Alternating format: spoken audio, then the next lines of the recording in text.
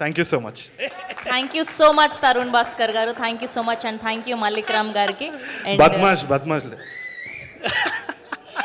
ఇదంతా నేను 500 జీపే చేసినందుకు. అండ్ మహేష్ గారి గురించి ఒకసారి నేను లాస్ట్కి చెప్పేసి ఐ లీవ్ యూ గైజ్. అనుకోకుండా క్యాబ్ బుక్ చేసిన, క్యాబ్లో కూర్చున్న రామానాయుడు స్టూడియోకి వెళ్ళేది, మళ్ళీ వచ్చేసినారు. ఇప్పుడు ఏంది మర్యాద ఇది మళ్ళీ వెనకాల బద్మాష్ వాళ్ళు. లేలే, I keep teasing him most of the time. ఆయన క్యాబ్లో హీ వాజ్ డ్రైవింగ్ అరౌండ్. అప్పుడు ఈయన సినిమా గురించే మాట్లాడుతున్నాడు. ఎంత ధైర్యంగా అంటే ఏం సినిమాలు చూస్తున్నారు, ఎంత టాకటివ్ అంటే క్యాబ్లో కూడా నేను అసలు ఏమైనా మాట్లాడదామంటే మాట్లాడలే. ఈయననే టాపిక్, ఏం సినిమాలు చూసినారు ఏంది అంటే, నేను అడిగినా మీకేం నచ్చింది అంటే, పెళ్లి చూపులని ఒక సినిమా వచ్చింది చూసినారా అని నేను నన్ను అడుగుతుండు. ఏమున్నది ఆ సినిమాలో, మేకప్ లేదు, సాంగ్ లేదు, ఫైట్ లేదు, ఎందుకు చూస్తారు అంటే, ఇట్లా నడుపుకుంటూ వెనకాల తిరిగి నీ ఏజ్ ఎంత, నువ్వు ఇట్లాంటి సినిమాలు చూడకుండా ఏం మాట్లాడుతున్నాను అని నన్ను తిడుతున్నాడు. ఫుల్ చాలా తిట్టిండు, పెద్ద వాదన అయింది. అయితే ఇది చూడాలి, ఇట్లాంటి సినిమాలు చూడాలి, నువ్వేంది అట్లా సపోర్ట్ చేస్తావు, అది ఇదని పెద్ద వాదన. మెల్లగా రామానాయుడు స్టూడియో గేట్ ఓపెన్ అయింది. మళ్ళీ మా ఆఫీస్ దగ్గర పోయినారు. ఎవరు మీరు అంటున్నారు. నువ్వు అన్నావు కదా పెళ్లి చూపుల సినిమా అని, ఆ పాడు సినిమా తీసింది నేనే. అలా అంటే సార్ నేను యాక్టర్ అదే అంటే, ఆడిషన్ ఉన్నదిరా అని ఆడిషన్కి వచ్చిండు. వాస్తవానికి ఆడిషన్ చేసినప్పుడు కూడా ఇదో పరిచయం అయిందని కూడా గుర్తులేదు. అంత అద్భుతంగా ఆయన పర్ఫామ్ చేసినాడు కాబట్టే ఆయనకు ఆ రోల్ వచ్చింది. అంతగా తప్పితే ఎవరో నేనేదో హెల్ప్ చేసిన ఇదేం కాదు, అది మీ సత్తా మీద మీకు వచ్చింది.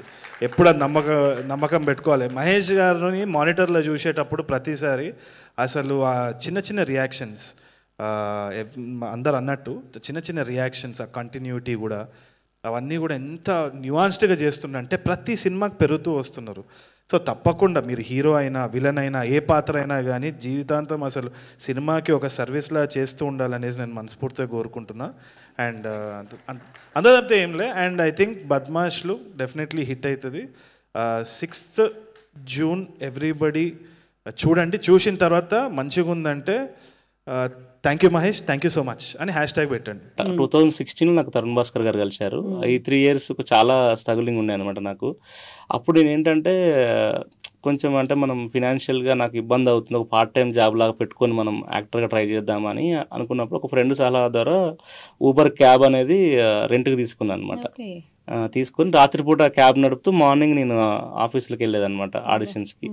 సో ఆ టైంలో నేను మన ఈస్ట్ మారేడుపల్లి అని సికింద్రాబాద్ దగ్గర ఉంటుంది, అక్కడ సారు ఎక్కారనమాట. ఎక్కి నా కార్లో అప్పుడు జూలై టైంలో వర్షం అంతా పడుతుంది, ఆయన బుక్ చేసుకొని ఎక్కారు. తరుణ నాకు బుకింగ్ వచ్చింది, తీసుకున్నాను. కార్లో పెళ్లి చూపులు సాంగ్స్ ప్లే అవుతున్నాయి. మెరిసే మెరిసే అనే సాంగ్ అని, చినుకు తాకే అనే సాంగ్ అంతా ప్లే అవుతుంటే ఆయన చిన్నగా ఏదో ఫోన్ మాట్లాడుతూ మధ్యలో ఫోన్ రేట్ కట్ అయిన తర్వాత నన్ను అడిగారు అనమాట, ఏం సినిమాలు చూసావమ్మా నువ్వు ఈ మధ్య అని అన్నాడు. అని అంటే పెళ్లి చూపులు అనే సినిమా చూశాను సార్, చాలా బాగుంది, 2 times చూశాను ఇక్కడ సత్యం థియేటర్లో. ఇంతకుముందు నేను చూసిన సినిమాలకు ఇది చాలా కొత్తగా ఉంది సార్, చాలా ఫ్రెష్ అనిపించింది, పాటలు కానీ అదంతా సినిమా కామెడీ కానీ న్యాచురాలిటీ కానీ అంతా చాలా బాగా అనిపించింది సినిమా, నాకు బాగా నచ్చింది, మీరు కూడా చూడండి అని ఆయనకు చెప్తున్నా. ఆయన డైరెక్టర్ నాకు తెలియదు, బేసిక్గా నేను యాక్టర్ ఆయన తెలియదు, ఆయన డైరెక్టర్ నాకు తెలియదు. అంటే అప్పుడే రిలీజ్ అయింది, July 29th సినిమా రిలీజ్ అయింది. ఆ రిలీజ్ అయిన ఒక 10 daysకి ఎంతో బాగా మౌత్ టాక్ స్ప్రెడ్ అయింది, ఆ సినిమా పెద్ద హిట్ అయింది అని చెప్పి పబ్లిక్ కూడా మాట్లాడుకుంటారు. కార్లు ఎక్కిన వాళ్ళు కూడా నాతో, ఈయన సార్ ఎక్క ముందు కూడా ఆ సినిమా గురించి మాట్లాడుకుంటున్నారు. అంటే ఫ్యామిలీస్ ఎక్కుతారు కదా కార్లో, వాళ్ళందరూ పెళ్లి చూపులు బాగుందంట పోదాం అని అనుకుంటే నేను వింటుండే అనమాట. నేను యాక్టర్ కాబట్టి నాకు అర్థమవుతుంటుంది, నేను ఆల్రెడీ సినిమా గురించి మాట్లాడుతున్నారు అని చెప్పి ఇట్లా మాట్లాడుకుంటున్నారు. సార్ సినిమా బాగుందని అంటే, ఏం బాగుంది సినిమా, అందులో డాన్సులు లేవు, ఫైట్లు లేవు, పెద్ద మేకప్లు కూడా ఏం లేవు, పెద్దగా ఏం బాగలేదు ఆ సినిమా అన్నాడు అనమాట. అదేంటి సార్ మీరు అలా మాట్లాడతారు, సినిమా అంతా బాగుంది, మీరు చూడండి సార్, చూసి మాట్లాడండి అని నేను అంతా డిస్కస్ చేస్తున్నాను. నేను అంటే నాకు డైరెక్టర్ అని తెలియదు, నేను నాకేంటంటే కొంచెం సినిమా ఎవరన్నా ఏదైనా మాట్లాడితే నాకు కోపం వస్తుంది అనమాట. ఎందుకంటే సినిమా ఇండస్ట్రీలో ఎంత కష్టం ఉంటో తెలుసు, సినిమా చేయాలంటే ఎంత కష్టపడతారో తెలుసు, ఓ సినిమా కష్టం తెలుసు కాబట్టి ఆయన ఏంటి ఆడియన్స్ రెస్పాన్స్ ఎలా ఉంది తెలుసుకుందామని ఆయన మాట్లాడుతున్నారు. నేనంటే రెచ్చిపోయి నేను ఆయనతో మాట్లాడుతున్నా, సినిమా మీరు చూడండి, చూసి మాట్లాడండి, మీరు యూత్ ఉన్నారు, యంగ్ ఉన్నారు, మీరు సినిమా చూడండి అని చెప్పి నేను ఆయనతో మాట్లాడుతున్నాను. మాట్లాడుతున్నాను అనమాట. సో అట్లా రామనాయుడు స్టూడియో దగ్గరికి వెహికల్ వస్తుంది, లోపలికి పోతుంటే ఇదేంటి రామనాయుడు స్టూడియో, నేను యాక్టర్ కాబట్టి నాకు తెలుసు స్టూడియోకి ఎవరు పోతారు, టెక్నీషియన్స్, డైరెక్టర్స్ డిపార్ట్మెంట్, యాక్టర్స్ ఎవరో పోతారు, మిగతా సంబంధం లేని వ్యక్తులతో పోరు కదా. అన్న డౌట్ వచ్చి ఎవరు సార్ మీరు అని అంటే, ఇప్పటిదాకా నువ్వు మాట్లాడినావు పెళ్లి చూపులని, ఆ సినిమా డైరెక్టర్ నేనే అన్నాడు. సార్ అయ్యో సార్ సారీ సార్, మీరు నాకు డైరెక్టర్ అని నాకు తెలియదు అని అంటే, పర్లేదు అమ్మా అంటే, నా హానెస్ట్గా నా సినిమాల పట్ల నాకు నిజాయితీగానే ఆయనకు నచ్చి నేను అడిగాను అనమాట, సార్ నెక్స్ట్ టైం మీరు సినిమా చేస్తే నాకు ఒక ఛాన్స్ ఇవ్వండి సార్ అని చెప్పి అడిగాను. ఎందుకంటే నేను వచ్చిన కొత్తలో 2013 నుంచి 2016, 17 అంటే 2017లో ఈ నగరానికి ఏమైనా స్టార్ట్ అయింది. అంటే ఆ 3-4 ఇయర్స్ ఏంటంటే అప్పుడు కొత్త వాళ్ళ పెద్ద ఎంకరేజ్మెంట్ ఉండేది కాదు, కొత్త వాళ్ళ పెద్ద అవకాశాలు వచ్చేది కాదు. నేను ఘోరంగా తిరిగిన, అసలు మామూలుగా కాదు, ఫోటోలు పట్టుకొని ఆడిషన్స్, అప్పుడంతా చాలా సీనియర్ యాక్టర్స్ ఉన్నారు. అప్పుడు ఏంటంటే ఇంత సోషల్ మీడియా అని ఇదంతా లేదు అప్పుడు చాలా చెప్పాలంటే ఇప్పుడు వచ్చే కొత్త యాక్టర్స్ చాలా ఈజీ యాక్సెస్ ఉంది, కానీ అప్పుడు చాలా కష్టం అనమాట. 2013 టైంలో ఆల్బమ్స్ పట్టుకొని నాకు కూడా జరిగింది, అదంతా తిరిగినాం. అప్పుడు లేకుండా 2016లో ఈయన కలవటం, అప్పుడు నేను అడిగాను అనమాట, ఇప్పుడు కొత్త వారికి పెద్ద అప్పుడు ఎంకరేజ్మెంట్ ఉండేది కదా సార్, నేను ఒక 3-4 ఇయర్స్ ట్రై చేస్తున్నాను, ఎక్కడ నాకు ఆపర్చునిటీ రాలేదంటే, నువ్వేం బాధపడకు నేను ఇస్తాను నీకు అని చెప్పని అప్పుడు నాకు మాట ఇచ్చారనమాట. మాట ఇచ్చి దాని తర్వాత నేను ఒక 6 months అంత ట్రావెల్ అయ్యాను. నేను ఫోన్ నెంబర్ ఇచ్చాడు, ఫోన్ చేయడం అనేది జరిగిన తర్వాత పెళ్లి చూపులు పెద్ద ఇంకా హిట్ అయిపోవటం, ఆయన స్టార్ అయిపోవటం, తర్వాత నేషనల్ అవార్డ్స్ వచ్చినాయి 2 దానికి. తర్వాత నేను ఇంకా నెంబర్ కూడా చేంజ్ అయింది, ఆయన నెంబర్ ఆబ్వియస్లీ చేంజ్ చేస్తారు, ఎందుకంటే అప్పటి వరకు ఉన్న ప్రెజర్స్ ఉంటాయి కదా. ఫోన్ కలవలే మధ్యలో నాకు, నేను వేరే నా సినిమా ప్రయత్నాలు నేను బిజీగా ఉన్నాను అనమాట. సో అప్పుడు ఒక 1.5 year తర్వాత, అంటే 2016 జూలైలో కలిసాను నేను. కరెక్ట్ 17 midలో నాకు ఫోన్ వచ్చింది, హలో రామనాయుడు స్టూడియో నుంచి ఫోన్ చేస్తున్నామండి, మహేష్ గారు మాట్లాడేది అంటే. అవును సార్ అంటే, మీరు ఒకప్పుడు తరుణ్ భాస్కర్ గారికి క్యాబ్లో కలిసారంట కదా, ఆయన ఇప్పుడు సురేష్ ప్రొడక్షన్లో సినిమా చేస్తున్నారు, మీకు ఒక క్యారెక్టర్ చెప్పారు, మీరు ఆఫీస్కి వచ్చి ఆడిషన్ ఇస్తారా అని అన్నారు. షాక్ మేడం, అంటే ఆయన అసలు నిజంగా ఆ టైంలో అయితే నాకు అప్పటి వరకు నాకు ఒక్క ఆపర్చునిటీ కూడా రాలేదు, ఫస్ట్ టైం నాకు అదే రావడం అనమాట. చాలా అంటే చాలా ఎమోషనల్ అయిపోయినారు, ఏంటిది ఇంత గొప్ప మనిషి ఆయన గుర్తుపెట్టుకుని 1.5 year తర్వాత. నేను ఇంకా చాలా మంది చెప్తుంటారు బేసిక్ గా కలువమ్మ చూద్దాం చేద్దాం అని ఉంటారు, అలాగే ఈ క్యాబ్ లో కలిసాడు ఏదో చెప్పాడు, అప్పుడు నేను కూడా అదే అనుకున్నా.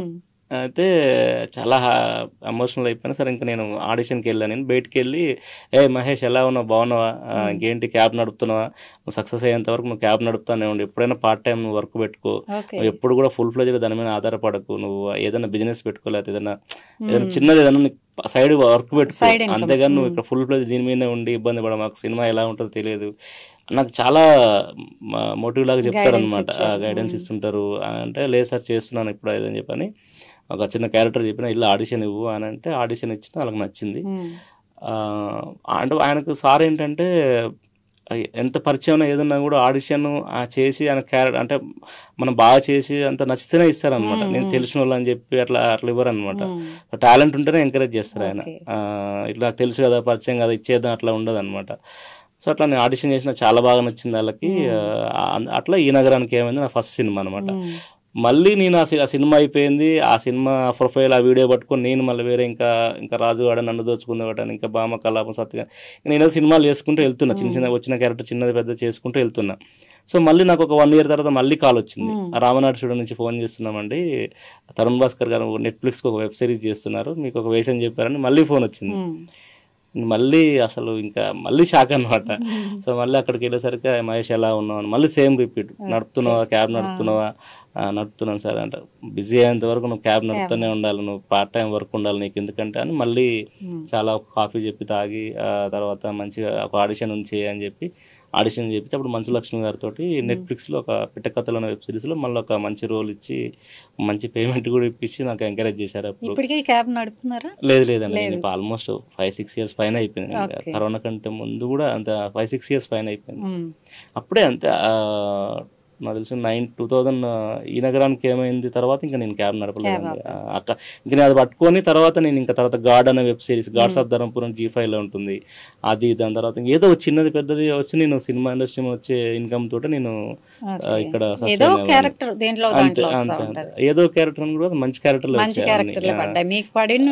క్యారెక్టర్స్, కాకపోతే ఎక్కువ ఓటీటీ అవ్వడం వల్ల అంటే పెద్దగా జనాలకి. ఇప్పుడు వెబ్ సిరీస్ కి సినిమాకి ఏంటి డిఫరెన్స్ అనిపించింది మీకు? డిఫరెన్స్ ఏం లేదు మేడం. అంటే సేమ్ ఉంటుందా షూటింగ్ షూటింగ్ కానీ ఏదైనా సేమ్ ఉంటుంది, యాక్టింగ్ సేమ్, షూటింగ్ సేమ్, అంత సెటప్ అంతా సేమ్ ఉంటుంది. కాకపోతే ఏంటంటే సిరీస్ అనేది ఏంటంటే ఎపిసోడ్ వైజ్ గా అలా ఉంటుంది. సినిమా అంటే ఒక 2 hours థియేట్రికల్ అంతే.